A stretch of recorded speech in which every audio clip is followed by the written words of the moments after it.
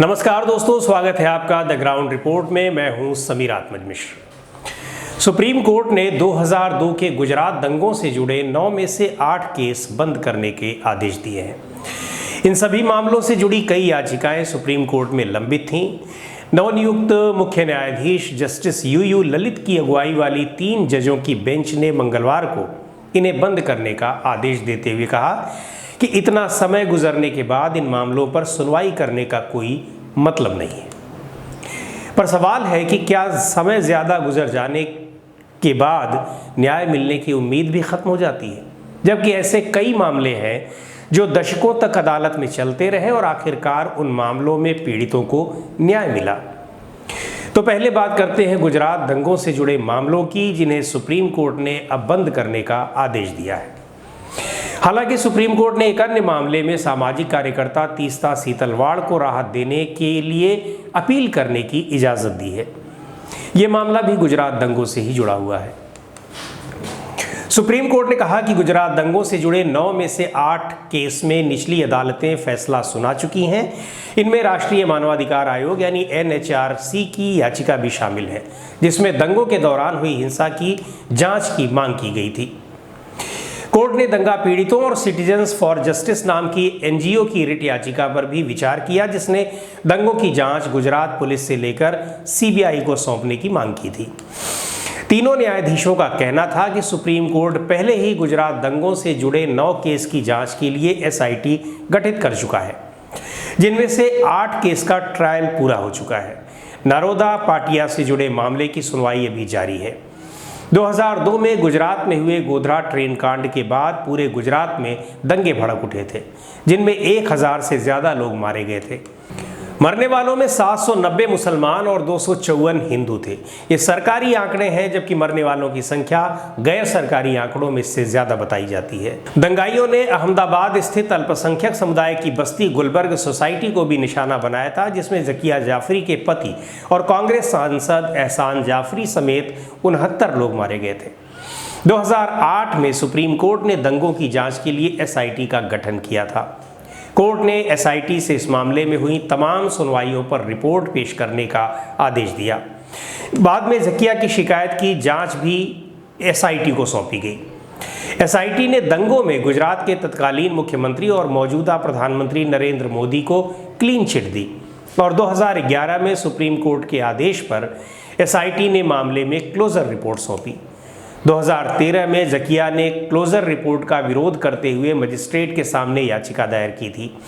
Magistrate ने ये याचिका खारिज कर दी तो जकिया जाफरी ने गुजरात हाई कोर्ट का रुख किया, लेकिन 2017 में हाई कोर्ट ने भी मजिस्ट्रेट का फैसला बरकरार रखा। जकिया ने हाई कोर्ट के फैसले को सुप्रीम कोर्ट में चुनौती दी। सुप्रीम कोर्ट ने इसी साल 24 जून को जकिया जाफरी की तरफ से PM मोदी के खिलाफ दाखिल याचिका को ये कहकर खारिज कर दिया था कि याचिका में मेरिट नहीं है। सुप्रीम कोर्ट ने दंगों से जुड़े सारे मामलों को ये कहकर बंद करने का आदेश दिया है कि अब ये बहुत पुराने हो चुके हैं। पर सवाल ये उठता है कि क्या पुराने हो जाने के कारण मुकदमों को बिना अंतिम न्याय मिले ही बंद कर देना चाहिए? इससे पहले ऐसे कई मामले हैं जो बंद हो गए थे, लेकिन वो फिर खोले गए और उनमें पीड़ितों को न्याय मिला। 1984 में दिल्ली, कानपुर और अन्य जगहों पर हुए सिख दंगों की भी पिछले दिनों दोबारा जांच के लिए SIT का गठन हुआ। कानपुर में हुए दंगों की जांच के लिए 2019 में राज्य सरकार ने SIT का गठन किया और अब तक SIT इस मामले में कई लोगों को गिरफ्तार कर चुकी है, जबकि दंगों की जगह तमाम सबूत न जाने कब के नष्ट हो चुके हैं। SIT की गिरफ्तारी को लेकर भी सवाल उठ रहे हैं, लेकिन SIT का कहना है कि उन्हें महत्वपूर्ण सबूत मिले हैं। मई 1987 में मेरठ के हाशिमपुरा दंगों को भला कौन भूल सकता है, और इसमें कई दशक बाद हुए न्याय को भी नहीं भुलाया जा सकता। हाशिमपुरा में PAC के जवान 50 से ज़्यादा लोगों को ट्रकों में भर कर ले गए थे। इसके बाद रात में मुरादनगर के पास नहर में फेंक दिया गया था। कई लोगों को गोली भी मारी गई थी। ज़्यादातर लोगों की मौत हो गई थी। पीड़ितों की शिकायत के बाद जब हाशिमपुरा कांड चर्चा में आया तो यूपी सरकार ने साल 1988 में मामले की CBCID जांच के आदेश दे दिए। फरवरी 1994 में सीबीसीआईडी ने 60 से ज़्यादा पीएसी और कुछ पुलिस कर्मियों को दोषी ठहराते हुए जांच रिपोर्ट सौंपी, लेकिन ये मामला अदालत में चलता रहा और 2015 में अभियुक्तों को बरी कर दिया गया। पर मामले को दिल्ली हाई कोर्ट में चुनौती दी गई और 2018 में दिल्ली हाई कोर्ट ने 42 लोगों की हत्या के मामले में 16 पीएसी जवानों को उम्र कैद की सजा सुनाई। 1991 में यूपी के ही पीलीभीत में पुलिस ने तीर्थयात्रियों से भरी बस से 10 सिख युवकों को उतारकर उन्हें आतंकी बताते हुए मौत के घाट उतार दिया था। पुलिस ने अपनी एफआईआर में इन्हें उग्रवादी बताते हुए इन पर जानलेवा हमला करने का आरोप लगाया था, लेकिन मारे गए लोगों के घर वालों ने पुलिस पर फर्जी मुठभेड़ का आरोप लगाया। पुलिस की इस कार्रवाई के खिलाफ सुप्रीम कोर्ट में एक जनहित याचिका भी दायर की गई थी। सुप्रीम कोर्ट ने मामले की सीबीआई जांच के आदेश दिए। सीबीआई ने अपनी चार्जशीट में 57 पुलिस वालों को अभियुक्त बनाया था। अप्रैल 2016 को अदालत ने सभी पुलिस कर्मियों को आजीवन कारावास की सजा सुनाई। हालांकि कई पुलिस वालों की सजा सुनाए जाने से पहले ही मौत हो गई थी।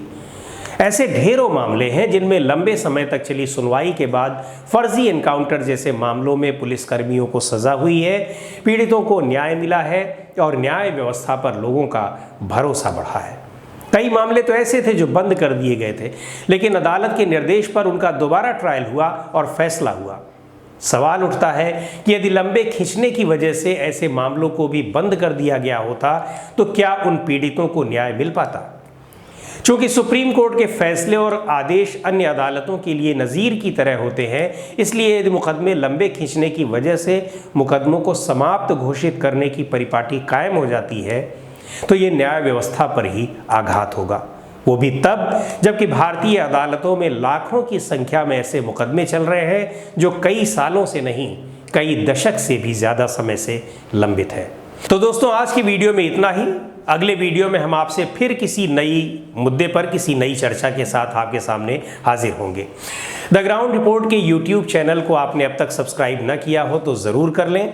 बेल आइकन यानी घंटे जैसी आकृति दबाएं ताकि आपको नए वीडियोस के नोटिफिकेशन मिलते रहें। फेसबुक पर देख रहे हो तो हमारे पेज को लाइक कर लीजिए। इंस्टाग्राम पर आप हमको फॉलो कर सकते हैं।